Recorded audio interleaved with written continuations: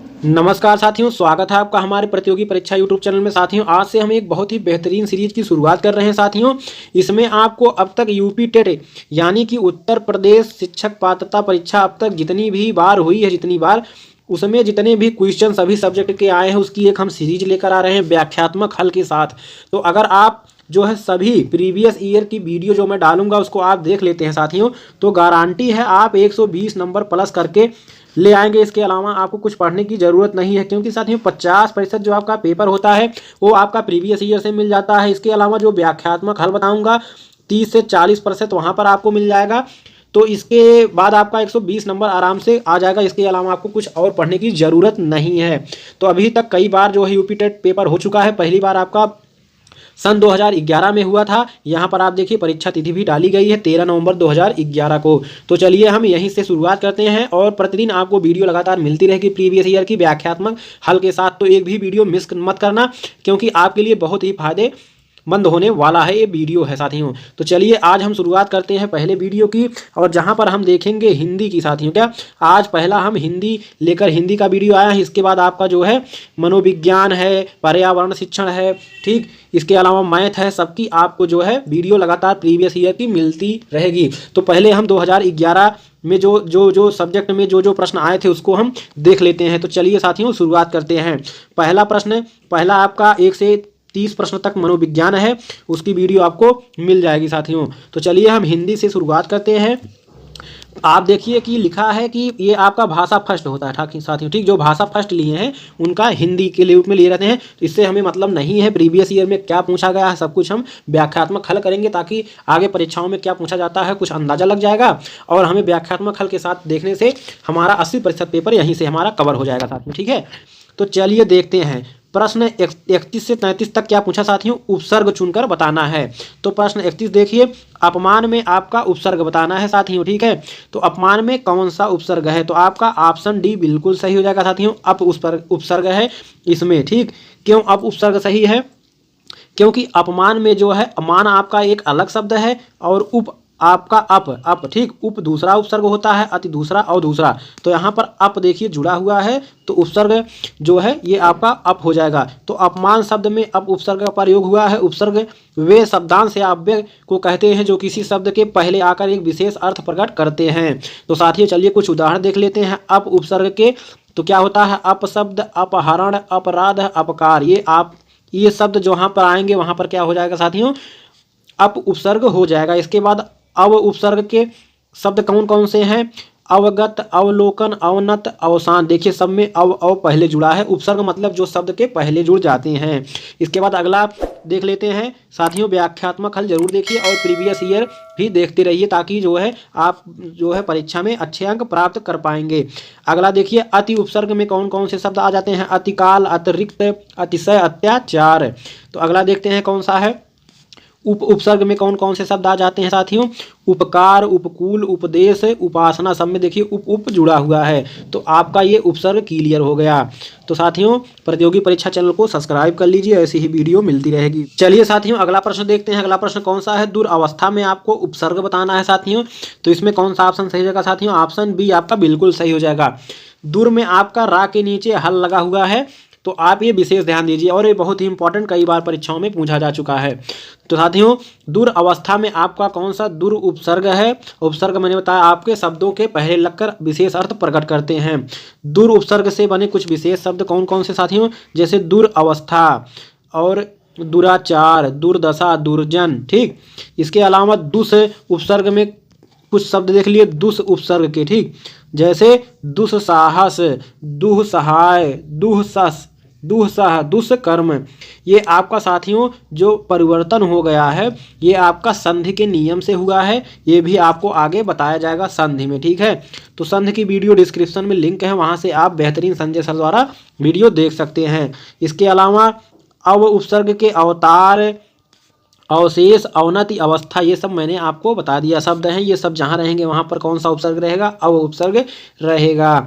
इसके बाद आप देखिए दु उपसर्ग में कौन सा शब्द बनेगा, दुकाल, दुबला, दोबारा, दुसाह। इस तरह के शब्द आप देखिए बन रहे हैं। तो ये शब्द क्या है, उपसर्ग, ये सब हैं। इस प्रकार से उपसर्ग शब्द बनते हैं। उपसर्ग शब्द जुड़कर जो है शब्दांश में विशेषार्थ परिवर्तित करते हैं। अगला प्रश्न देखिए, प्रश्न नंबर 33, पराजय। पराजय में जो है कौन सा उपसर्ग है साथियों? अगर आपको बोरिंग महसूस हो रही है, आपको वीडियो लग रहा है कि बहुत स्लो चल रहा है, तो आप स्पीड थोड़ा तेज कर लीजिए अपने मोबाइल से, या आप नीचे कमेंट कर दीजिए, तो आगे आपको वीडियो जो है थोड़ा स्पीड के साथ मिलेगी। मैं यहाँ व्याख्यात्मक हल भी करा रहा हूँ ताकि आपका जो है परीक्षा में अच्छे अंक मिल सकें, आपको टॉपिक देखने की जरूरत ही ना पड़े, यहीं से सभी टॉपिक आपका कवर हो जाएगा साथियों। ठीक है, तो चलिए देखते हैं पराजय में कौन सा उपसर्ग है साथियों। पराजय में आपका ऑप्शन सी सही हो जाएगा, बिल्कुल आपका परा उपसर्ग है। ठीक, तो जैसे परा उपसर्ग में कौन कौन से शब्द, जैसे पराक्रम, परामण, परामर्श, पराभूत, ये सब शब्द आते हैं। इसी प्रकार परि में, परि उपसर्ग में कौन कौन से शब्द आ जाएंगे? परिक्रमा में है, परिजन में है, परिणाम में है, परिधि में, ये सब में आपका कौन सा उपसर्ग है? परि उपसर्ग है। ठीक, इसके बाद प्रा उपसर्ग में प्रकाश, प्रख्यात, प्रचार, प्रबल, इन शब्दों में कौन सा उपसर्ग है साथियों? प्रा उपसर्ग। इसके बाद आ उपसर्ग, बड़ा आ, आरक्त, आगमन, आकाश, आजन्म, इन सब में कौन सा उपसर्ग है? बड़ा आ उपसर्ग है। ठीक है, इस प्रकार आप याद करते रहिए। तो साथियों आगे बढ़ते हैं और भी प्रश्न देखते हैं, और व्याख्यात्मक हल भी आपको मिल रहा है, तो बहुत ही अच्छी बात है।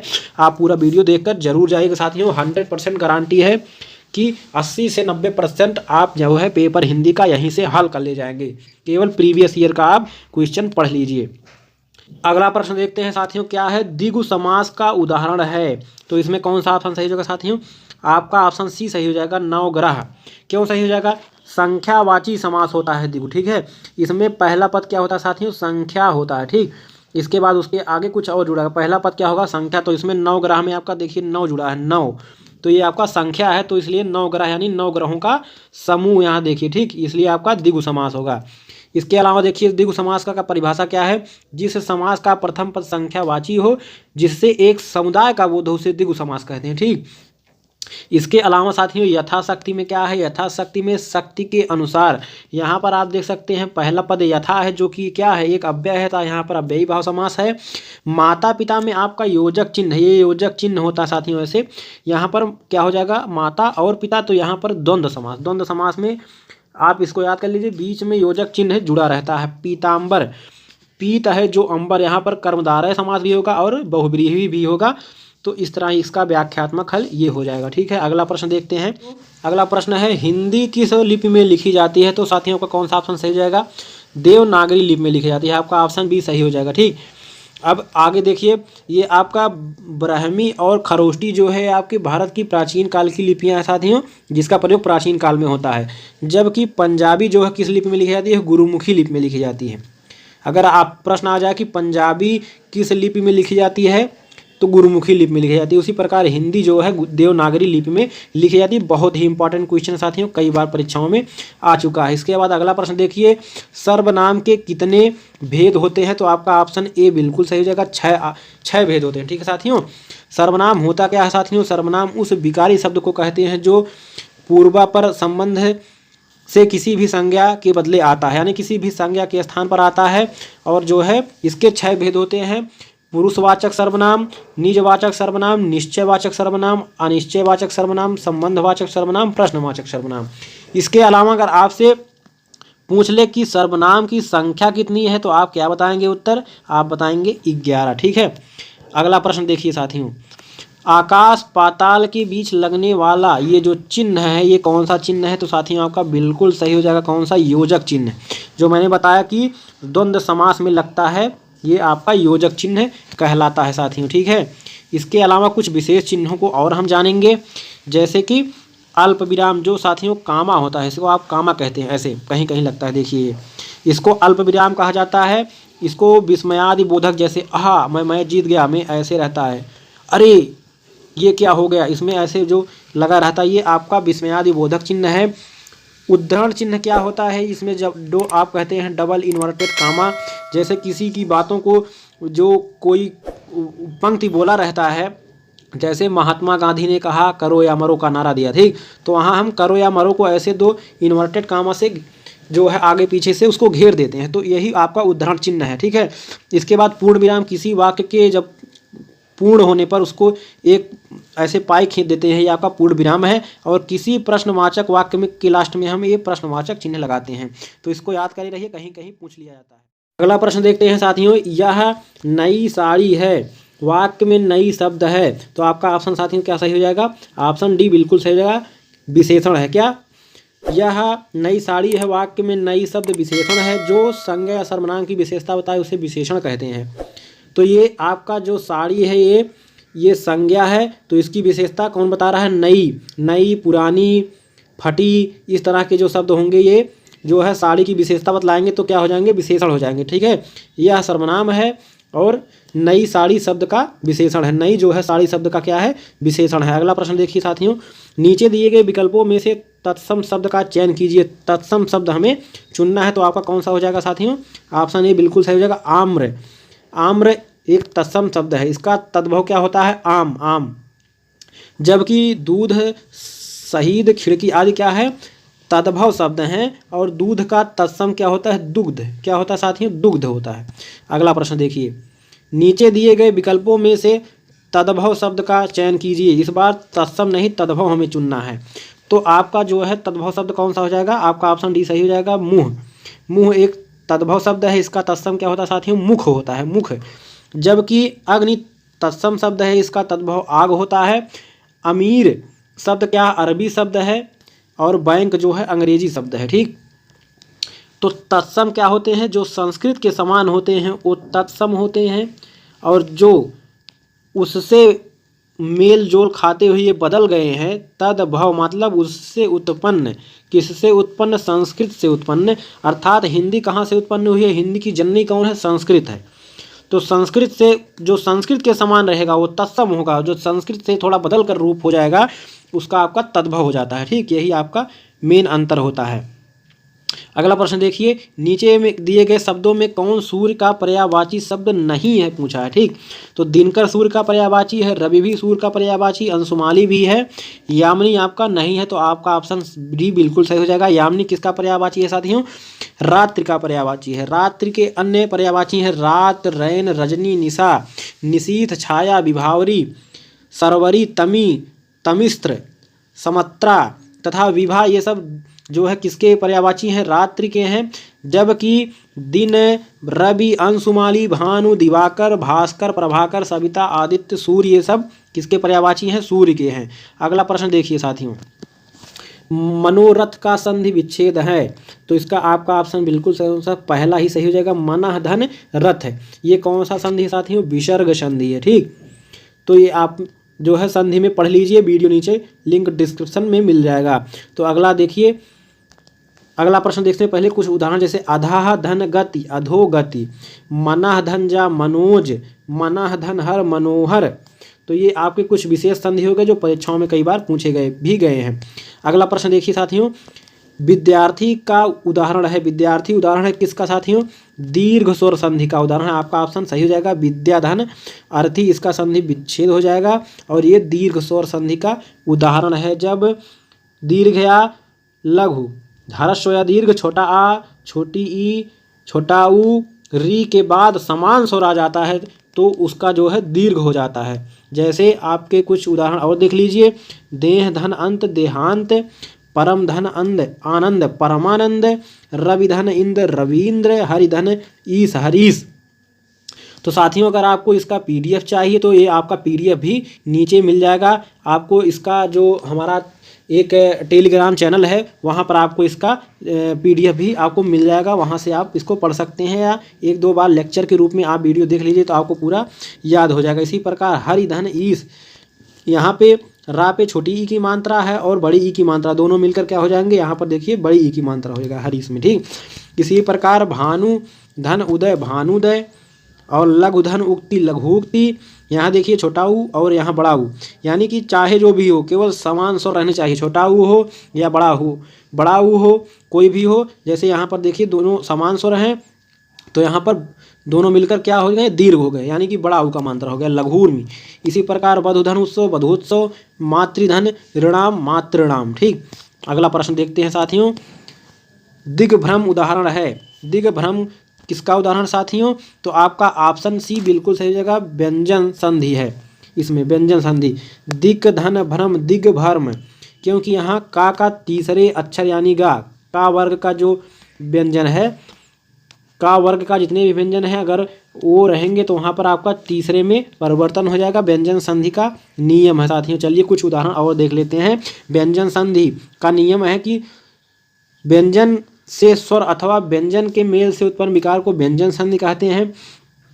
यदि का, चा, ट, त, प के बाद किसी वर्ग का तृतीय या चतुर्थ वर्ण आए या रा, ला, वा आए या कोई स्वर आए तो का जो है का, चा, टा, ता, पा के स्थान पर अपने ही वर्ण का तीसरा वर्ण हो जाता है। जैसे देखिए दिक, धन, गज, तो यहाँ पर यानी कि तीसरा वर्ण आया है।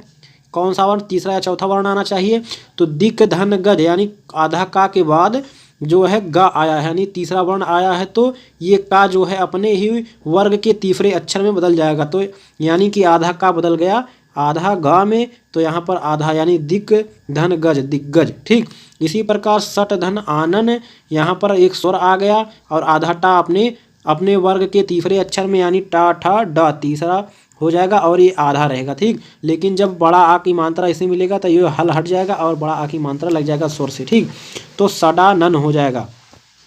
इसी प्रकार कुछ और भी उदाहरण है। अच, धन, आदि, अजादि, तत, धन, इच्छा, तदिच्छा, इसी प्रकार ये सब उसी के उदाहरण। ठीक अगला प्रश्न देखिए, बिल्ली छत से कूद पड़ी कौन सा कारक है? तो जहाँ पर साथियों अलगाव की स्थिति हो वहाँ पर अपादान कारक होता है। यहाँ पर आपका ऑप्शन बी, डी बिल्कुल सही, क्योंकि बिल्ली साथियों छत से कूद रही है तो यहाँ वो छत से साथियों बिल्ली अलग हो रही है।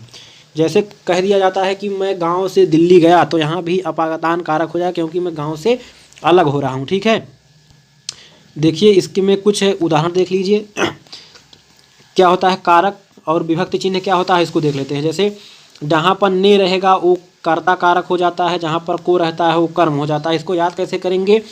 कर्ता ने कर्म को करण से या के द्वारा संप्रदान को के लिए अपादान से अलगाव की स्थिति में संबंध का की के रा री रे ना नी ने अधिकरण में पे पर संबोधन हे भो अरे अजी अरा, इस तरह से आप रटकर याद कर लीजिए तो कारक चिन्ह पहचानने में आपको कोई दिक्कत नहीं होगी। ठीक है, अगला प्रश्न देखिए, नीचे दिए गए वाक्य के लिए एक शब्द बताइए जो युद्ध में स्थिर हो। जो युद्ध में स्थिर हो उसके लिए एक वाक्य क्या साथियों? युधिष्ठिर। युधिष्ठिर। चलिए कुछ महत्वपूर्ण और देख लेते हैं। जो युद्ध में स्थिर हो युधिष्ठिर, जिसे यश प्राप्त हो यशस्वी, जो अश्व की सवारी करता हो अश्वारोही, जो सत्य के लिए आग्रह करता हो सत्याग्रह। ठीक है, ये एक शब्द भी कुछ आप जान लिए, बहुत इंपॉर्टेंट हैं। अगला प्रश्न देखिए साथियों, शैव कहते हैं। शैव किसे कहते हैं साथियों? जो शिव की उपासना करता हो अर्थात भगवान शिव की जो पूजा करता है उसे शैव कहा जाता है। तो आपका ऑप्शन बिल्कुल भी सही हो जाएगा। और जो विष्णु का अर्थात भगवान विष्णु की उपासना करता है उसे वैष्णव कहा जाता है। ठीक है, तो ये आपने जान लिया। अगला प्रश्न देखते हैं, वाचाल कहते हैं।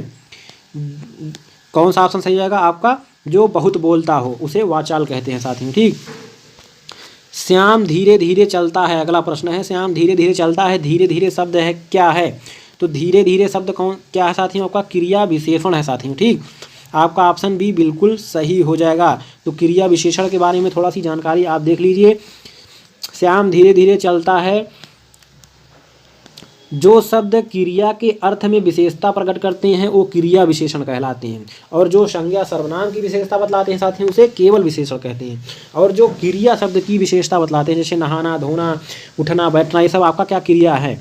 तो अगर उसकी विशेषता कोई शब्द बताएगा तो क्रिया विशेषण हो जाएगा। क्रिया जिस पद से किसी कार्य का होना पाया जाता है उसे क्रिया कहते हैं। ठीक, तो इस प्रकार आप जैसे क्रिया विशेषण धीरे धीरे हो गया, तेजी, जल्दी से, ये सब आपका क्या है? क्रिया विशेषण है। ठीक, अगला प्रश्न देखिए साथियों क्या है।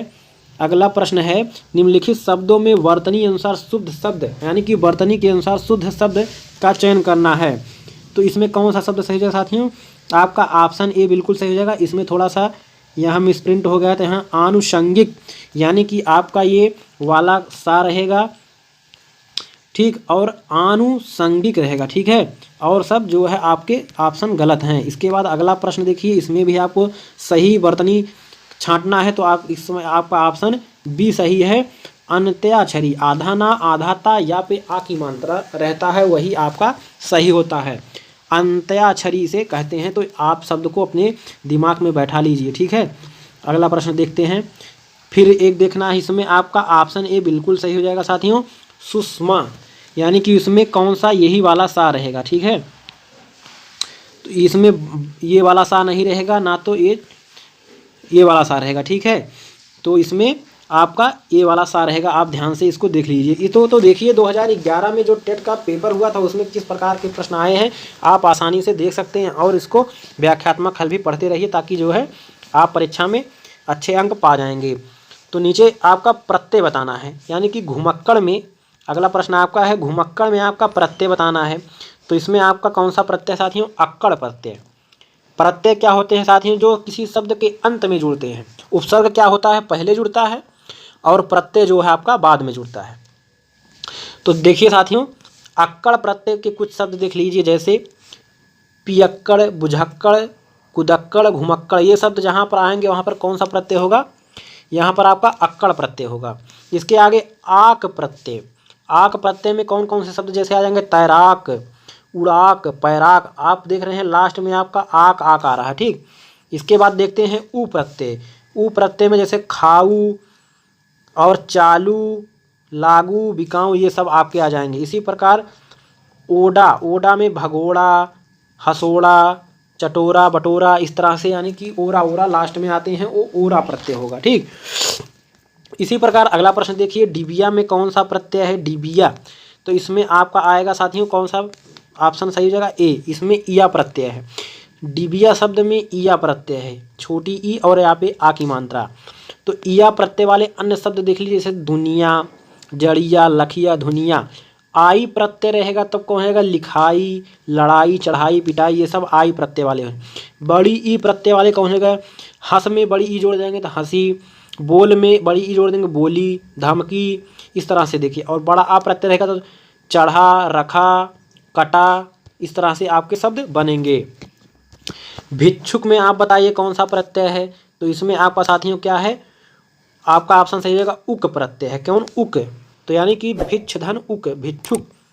तो इसमें आपका भिक्षुक बनेगा, ठीक। उक प्रत्यय वाले कौन से शब्द, भिक्षुक है, भावुक है। इसी प्रकार अक प्रत्यय जिसमें रहेगा चालक, लेखक, पालक, वाचक। आ प्रत्यय वाले में काम, भार, देव, सर्प।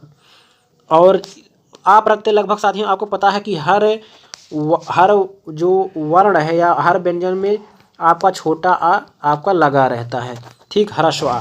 तो ये आपका हर जगह मिल जाता है, तो आपका प्रत्यय के रूप में ये हर जगह पाया जाता है लगभग।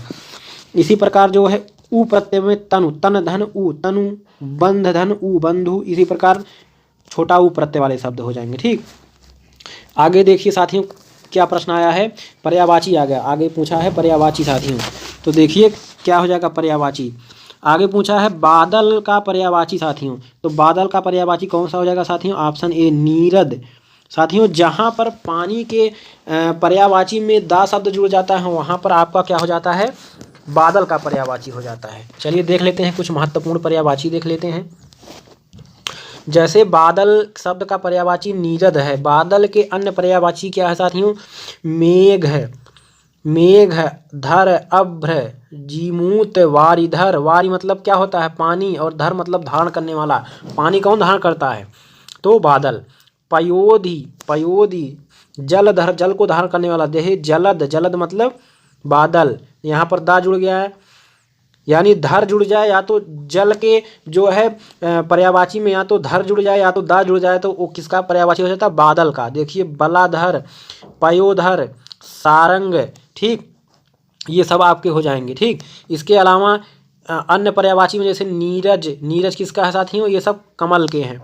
और वारिज जिसमें जा जुड़ जाता है, क्या, जिसमें पानी के अंत में पानी पर्यायवाची में जा जुड़ जाए, जैसे वारिज। इसी प्रकार यानी कि पानी में जा, जैसे जलज, जा जुड़ जाए तो वो कमल का पर्यायवाची। जा मतलब होता है उत्पन्न होने वाला, अर्थात जल से उत्पन्न होने वाला क्या हो जाएगा, कमल, ठीक।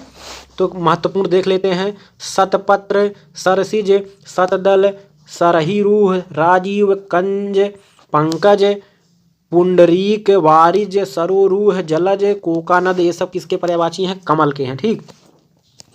अगला प्रश्न देखिए साथियों, इंद्रियों को जीतने के लिए एक शब्द बताइए। इंद्रियों को जीतने वाला, इंद्रियों पर विजय जितेंद्रिय कहते हैं। ठीक, कुछ महत्वपूर्ण और देख लेते हैं।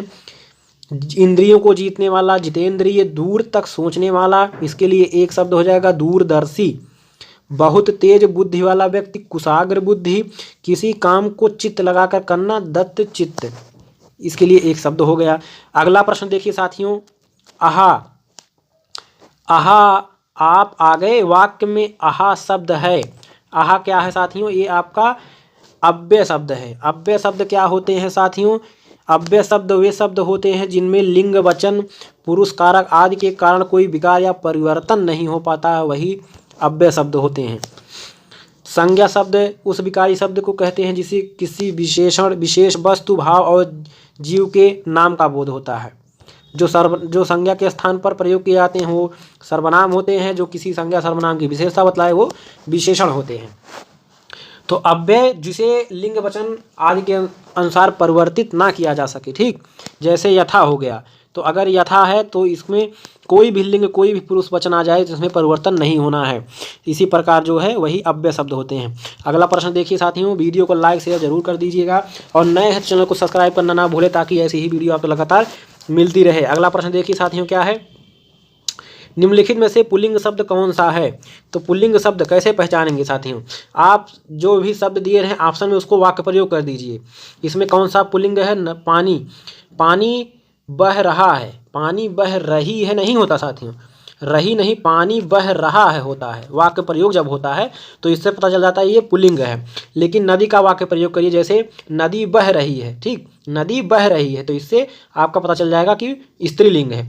इलायची खाई गई, इलायची डाली गई, इलायची फट गई, इलायची इस तरह से जो है इलायची तोड़ दी गई, इस तरह से इलायची स्त्रीलिंग हो जाएगा। इसी तरह प्यास बुझ गई तो आपका देखिए नदी, इलायची, प्यास ये सब स्त्रीलिंग है, जबकि पानी बह रहा है तो ये पुल्लिंग हो जाएगा। अगला देखिए, पवन का संधि विच्छेद है। पवन, तो आपका ऑप्शन सी सही हो जाएगा, पो धन अन पवन। तो ये आपका संधि कौन सा है साथियों? अयादि संधि है।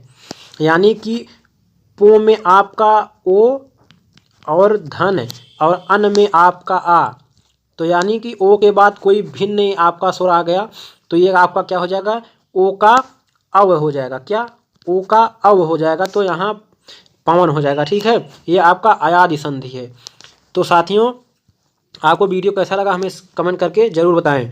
तो पो धन अन पवन, यदि ए, ऐ, ओ, औ के बाद कोई भिन्न स्वर आता है तो ए का साथियों ऐ, ठीक, और ऐ का आय, ओ का अव और औ का आव हो जाता है। चलिए कुछ उदाहरण देख लेते हैं। ने धन अन नयन, बहुत ही इंपॉर्टेंट साथियों, कई बार कई परीक्षाओं में आ चुका है। ने धन अन, यहाँ पर एक ही मात्रा है और इसके बाद ए छोटा आ भिन्न स्वर आ गया है तो ए की मात्रा क्या हो जाएगा साथियों?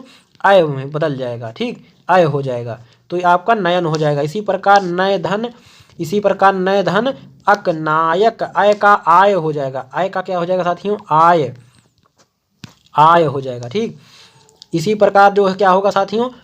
श्रवधन अन श्रावण हो जाएगा। ठीक, तो ये आपके जो है यूपी टेट 2011 में आए हुए प्रश्न थे जो कि व्याख्यात्मक हल के साथ संपन्न हुए। ऐसी वीडियो के लिए हमारे चैनल को सब्सक्राइब, लाइक, शेयर जरूर करें और अन्य वीडियो देखने के लिए चैनल के प्ले लिस्ट में जाएं या डिस्क्रिप्शन में जाएं, वहां पर हिंदी की बेहतरीन वीडियो आपको मिल जाएगी। अगली वीडियो आपको मनोविज्ञान, पर्यावरण, शिक्षण, इन सब की मैथमेटिक्स की मिलती रहेगी, यूपी टेट की जो 2011 में आई है।